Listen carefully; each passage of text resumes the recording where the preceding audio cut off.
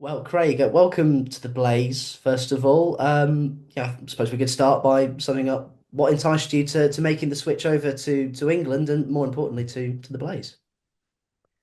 Yeah, it's a question I've been asked quite a lot, I suppose, this week. I think the main thing was I came over 2 years ago actually and met the staff at the Blaze. We were just doing a bit of a journey around England from Otago Cricket and from the Sparks, trying to create some connections. And James Cutt he'd been in New Zealand before, so we had a connection.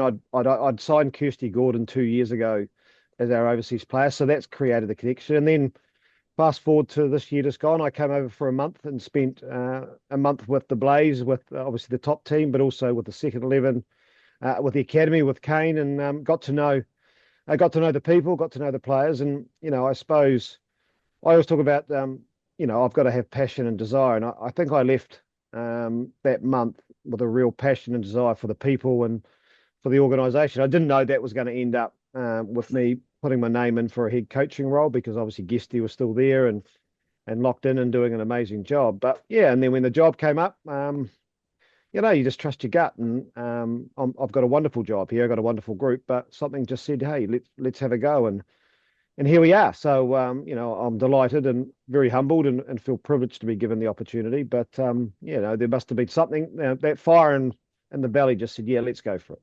And like you said, you have some familiar faces in the group and you've spent some time with them over the last couple of years. And I think Kirsty was over with Otago in 2022, 23. Do you think that connection that you formed with them had such a significant impact on your decision to apply for the job? Absolutely. Yeah, I think that's the number one. I love talking. I love people. I've had a quite a varied career. I played cricket for 20 years. I end up in a bit of sales. Then I end up in commentary. So first of all, I love the game of cricket. And then I just love being around people. And coaching's been a late thing for me. Head coaching in the last sort of 5 years, but I've fallen in love with helping, I suppose, people develop, players develop, and being around good people. And when I was with the Blaze, that's the thing that stood out to me was the quality of the staff and the quality of the players. So, that would have created that little fire, as I said. And yeah, without a doubt, when you go somewhere, one, you're nervous because it's new, but I think the familiarity of the people and knowing how good of people they are, and also I think that just aligns and just made me feel, I think, feels comfortable, and I feel really really excited because I know I'm going to a group that have done an amazing job when it comes to being good cricketers, but they are good people. And you talk about helping people get better, like in your time at Sparks, you've taken them from a side who were looking more towards the bottom of the table to challenging for titles and winning a couple of trophies along the way in that stint. Perhaps it's a very good marriage between yourself and the Blaze, considering that they've been so dominant on the English circuit recently and finally got their hands on a T20 trophy as well.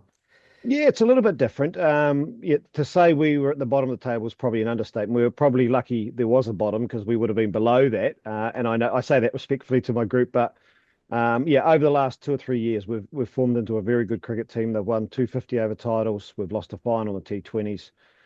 So we've it's a different system. We're very much just tipping our toes into the professional space, but a lot of the fundamentals I still believe are the same. I learned a lot as a player. Winning is obviously really, really important, but my view is that's the end result of doing a whole lot of things well. Naturally, I've done a whole lot of things naturally, and I'm trying to be authentic to who I am. And yeah, it just so happens that things have worked well. And I go back to my number one thing is people, and I think if you form really good relationships with people, you make them feel confident. Then we become good cricketers. We have good performances, and yep, there's some big shoes to fill. There's some great performances from the last 2 years to try and replicate. But I also think, with some ideas that I've got, we've got opportunities to grow. We've got a wonderful staff who've got some great knowledge, who will know why we've had success. So we've got to put all that together, and yeah, we want to keep doing what we've been doing. We want to keep being successful on the field, but we want to also make sure we're doing things a lot really well off the field as well. And you've played cricket at the highest level of men's cricket, you've played Test match cricket for New Zealand. How much has that playing experience had an impact on your coaching career? Yeah, it obviously does naturally. I battled. I was a better player at the end of my career, and I think that's because I learned a heck of a lot during my career. And some of those lessons I think I do use as a coach. And I have a really good, I suppose, empathy for what it's like to be a battler. I understand failure as much as everyone, if not more than some people. And I think that does, some way, somehow it helps formulate, cricket's a really tough game and you're going to have failures. We know we are. But what we've got to do is be able to pick ourselves back up and make ourselves go again. And that comes down to the old brain and how we operate. And I think, yeah, it's helped me. I also know what I really enjoyed in coaches and what coaches brought the best out of me. So I try and, I've used that as experience over the time to do that. So hopefully that's part of, who's created my DNA as a person, but also as a coach. So yeah, without a doubt, I think it makes a difference. And I also in commentary got to, I got to commentate for 7 or 8 years internationally. Had some amazing experiences alongside some wonderful people. I got to watch a huge amount of cricket, male and female. So that was just sort of, threw into the melting pot again. And I'm a guy who likes asking lots of questions. And in that environment, I mean, I used to sit beside, Sir Ian Botham and Bob Willis were the two first commentators I sat beside from the UK. Nasser Hussain, Michael Atherton, Wardy. So you get to sit along. A lot of people ask a lot of questions, and I think that's how you grow. So, hopefully, all those experiences help me have a really good understanding what it's like to be a player walking out, because we all know it's a tough game. And sitting from the commentary box is certainly a different experience to being out in the middle. Does being able to step back from the game and kind of observe it from a different angle have a positive influence on how you see the game as a whole? Yeah, absolutely. It's interesting. I was talking the other day. Commentary is great because you can be an expert and you don't have to front up. You can, say everything you want. You can have it all the analysis in the world, and you don't have to go out there and do it.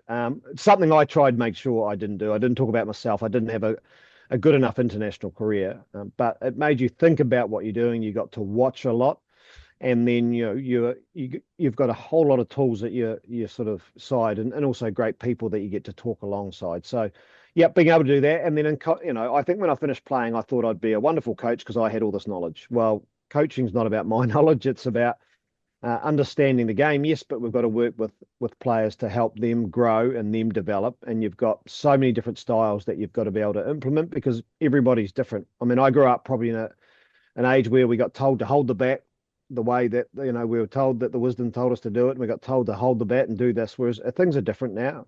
We've got to understand people a lot more. But yeah, knowing all that stuff and getting that in there, and I just think if my sense is if you treat people well and you care about people, and I know it's a bit cliche, but that's my style. I think we get the best out of all of us, no matter what we're doing, and integrity is also a big part of what I believe in. You're obviously in the middle of a 50 over campaign with Sparks, but selected by the Director of Cricket, James Cutt. What sort of conversations have you had with him so far before you move next year? I've had a lot of paperwork, trying to get that through and trying to work out what I'm doing. Obviously, getting the visa is the first one, but in some ways, James, having been in the environment for a month, a lot of stuff that you're coming into, you've got enough knowledge to have confidence. But again, more just around the administration side so far, and a few of those details. I'm really looking forward to catching up with the staff in the next week or so. We're just getting through this week. It's been pretty hectic, and also catching up with the players and not so much introducing myself. I think that's a good thing, but in saying that, they don't really know me as a head coach. They know me as a guy who worked with them and all care, no responsibility. But just working through the paperwork, and then stuff's starting to filter through. But I'm still doing my job here. I've got a really important 6 weeks with the Sparks, and it's really important for me to do that well. We're going well in the 50 over competition. We're unbeaten so far. We go into the 2020 comp, and I'll be there for the end of that. So again, out of respect for my players, who I care deeply for, they're a wonderful group. It was an emotional time when I had to tell them. But I've got to make sure I do that. And then a few late nights, really, being able to, the time difference and that. But when you think, you're doing something you love, and I'm pretty excited about getting over to Nottingham. Sometimes lying at bed at night's not that easy. The mind starts wandering. So happy to do some big days, some big nights, just to get things underway. And I'm sure James and I'll, we've had about 2 or 3 Zooms already. I'm sure we'll do a few more. And obviously, New Zealand's a wonderful place to watch or play or coach cricket, but Trent Bridge as a venue, as a home base, I imagine that was fairly enticing for you, and especially since you actually have some long-standing history with West Bridgford as well. Yeah, I do. I came over to Nottingham when I was 18 and had 6 months playing as, an overseas player. I was an amateur then, but got to spend a lot of time in West Bridgford. The Larwood and Vos was my local. The McDonald's around the corner got a wee bit of a hammering because I was 18 and on a budget. But yeah, so, and then having had a month there this year, but Trent Bridge, I think as a New Zealand cricketer growing up, obviously Lords is number one, but I think Trent Bridge was sort of the home of cricket in England for us because we grew up and I grew up watching Sir Richard Hadlee.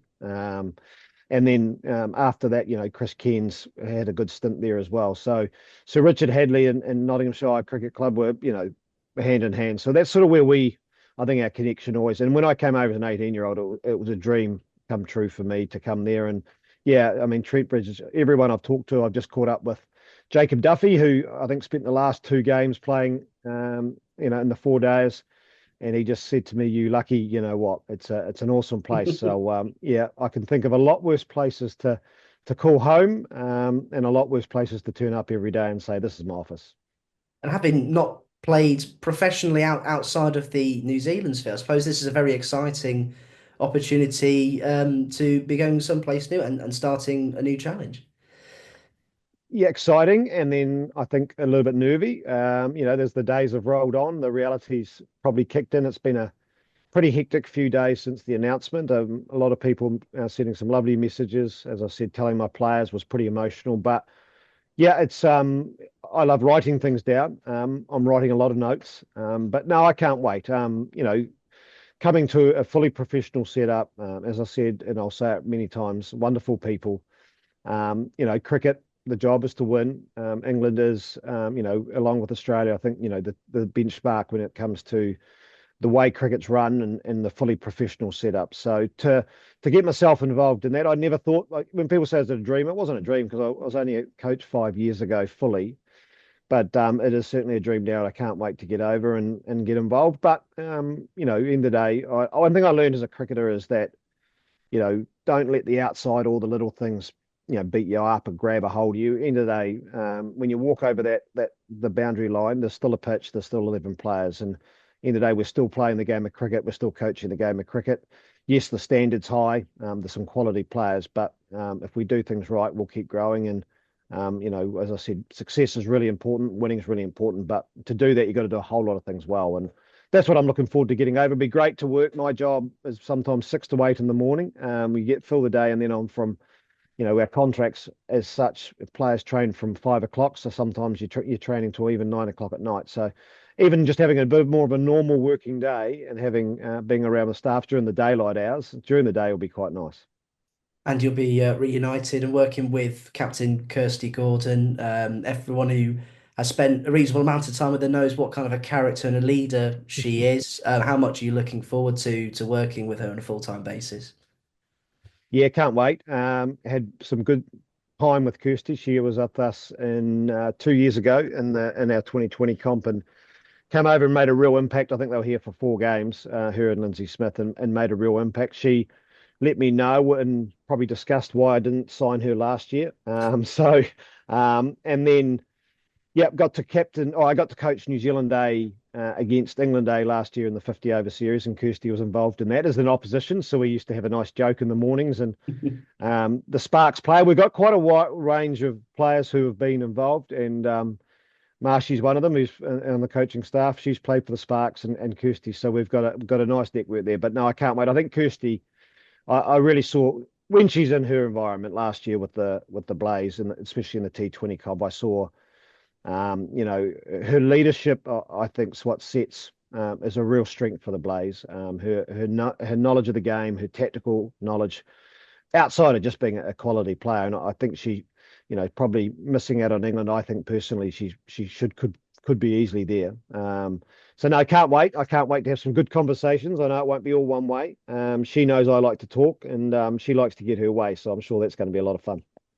And it is the game of cricket, pure and simple, at the end of the day. But women's cricket in England is entering into a new phase of its progression on the domestic circuit. And I suppose That's a fantastic time to come in as head coach with the joining of the 50 over and 20 over competitions between the men and women. It's an exciting time to be on the women's circuit.